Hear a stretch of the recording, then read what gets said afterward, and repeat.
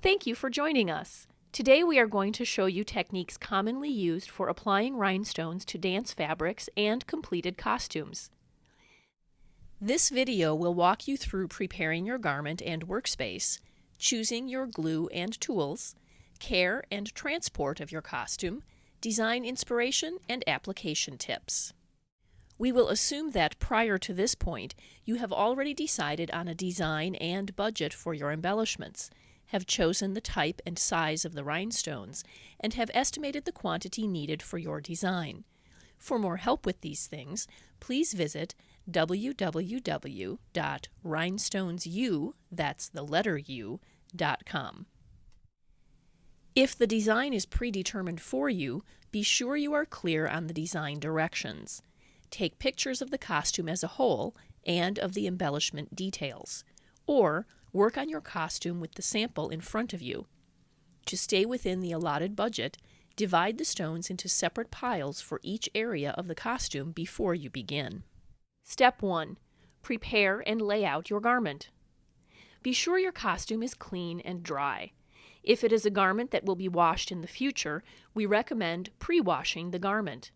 If your costume is part of a group routine, please check with the instructor before washing, as many costumes have very specific washing instructions.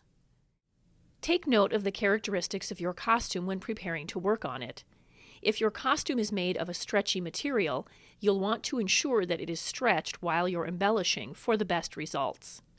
With stretch costumes, working with the costume on a form that mimics the dancer's shape is always best. Stretching the costume over a pillow or a piece of cardboard, or holding the costume and stretching as you go are all options. A 2-liter plastic bottle works well for tights or leggings. Step 2. Prepare your workspace. Always assume the glue will seep through your fabric.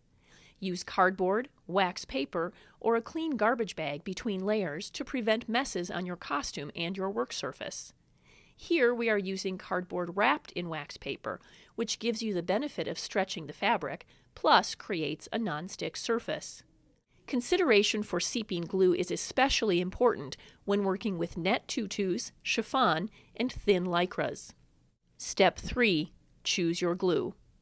Consider how flat you are able to lay your garment when selecting your adhesive. A quick-set industrial gel glue like E6000 is a great option when working on a 3-dimensional surface and will minimize the problem of the rhinestones shifting or sliding before the glue sets. White glues, such as Gem-Tac, Jewel-It, and Jewel Bond, are user-friendly glues that dry clear and do not have the odor of E6000. They take longer to set and so are better suited for costumes that can lay flat for a period of time. They are very strong when completely dry. Step 4. Choose your tools. This is a personal preference, and you may want to try some different methods. We recommend having a tool to help dispense the glue and a tool to pick up the rhinestones. To dispense the glue, our favorite tool is a fine-tipped syringe. Though with practice you can use many glues straight from the bottle or tube, you will use less and get better control, and therefore less mess, using a tool with a fine tip. We've found that this is especially helpful when using a gel-style glue with a thicker consistency, such as E6000. To fill the syringe, first remove the plunger and set it aside. Open the tube of glue by piercing the tip with the cap. Squeeze enough glue into the syringe to fill it wall to wall, keeping it near the top. Replace the plunger and squeeze most of the air out before the glue fills the tip. The syringe will be harder to work with if you have trapped air inside the canister.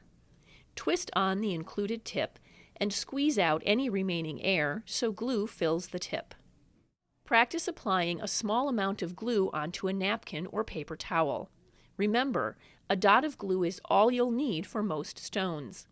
Larger embellishments may need a few dots of glue to be securely attached. To avoid trailing strings of excess glue between dots when using E6000, try rolling your wrist slightly inward while lifting the syringe tip away from the garment. Another benefit over working straight from the tube: you can cut off the flow of glue by pulling upward on the plunger to reverse the pressure.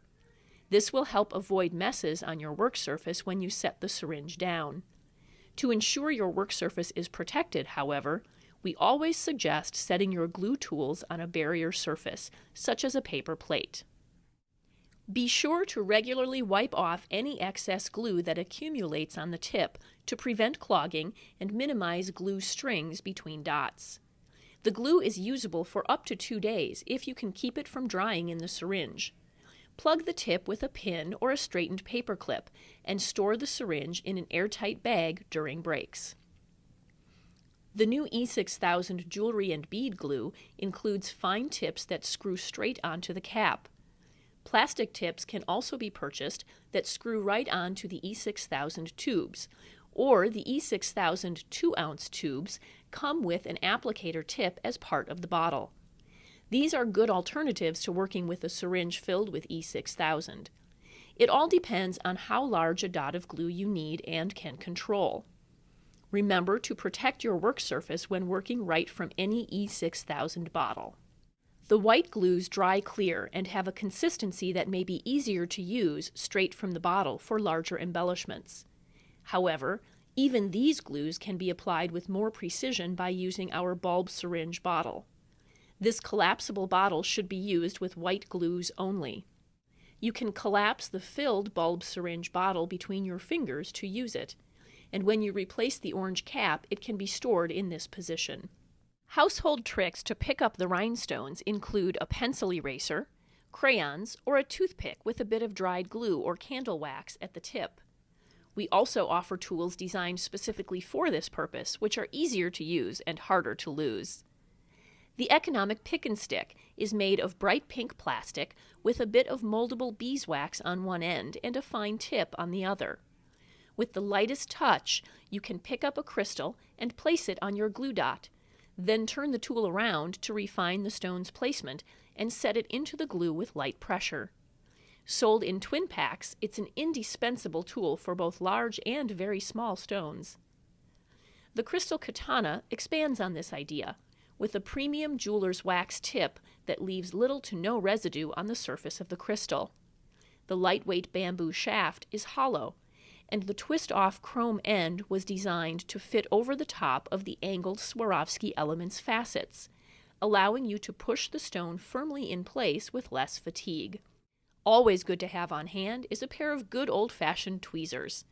Our angled fine-point tweezers can pick up even the smallest stones and can get in tight spaces. Care and transport of your costume. The glues we have discussed are washable and permanent.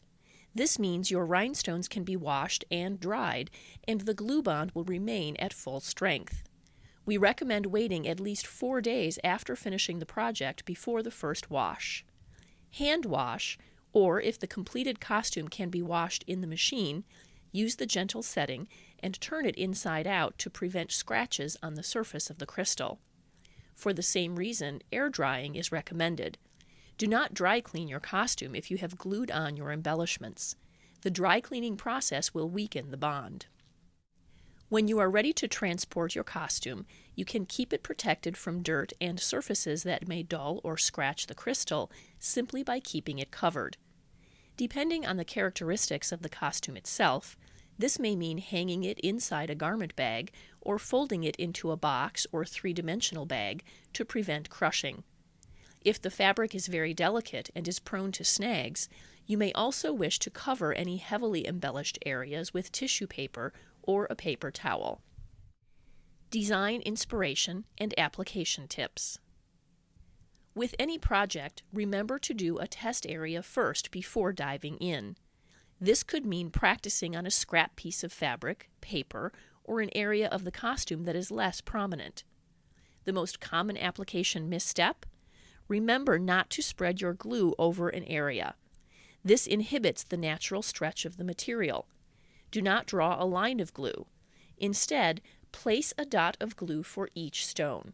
In this way, the costume can stretch with the wearer, and each stone is individually secured. Again, you may not need to worry about coming up with a design if it has already been determined for you, and you are simply copying the pattern. However, if you are interested in creating your own rhinestone design, there are several methods: lining, scattering, covering, applique method, or following the pattern of the costume.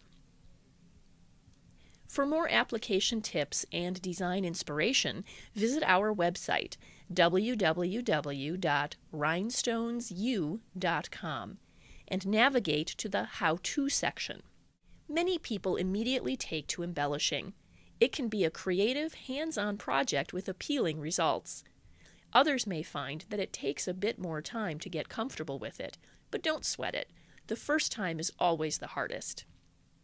These are tips that took us time to perfect, so don't be discouraged if your glue smudged or your lines aren't straight. Chances are, the audience won't notice the details. What they will see is an enlivened stage presence under the spotlight. Crystals highlight the dancer's unique movements by attracting the audience's eye. They create a costume out of a leotard and transform a dance into a performance. Your efforts go a long way in making your dancer feel at home on the stage, so don't be afraid to get started and be proud of your work. Thank you for watching. We hope you feel more comfortable beginning your project. We also invite you to like us on Facebook for the most current information and inspiration. Whether you are a wholesale buyer or sparkling dance mom, we offer great tips and tricks to help you and your performance shine.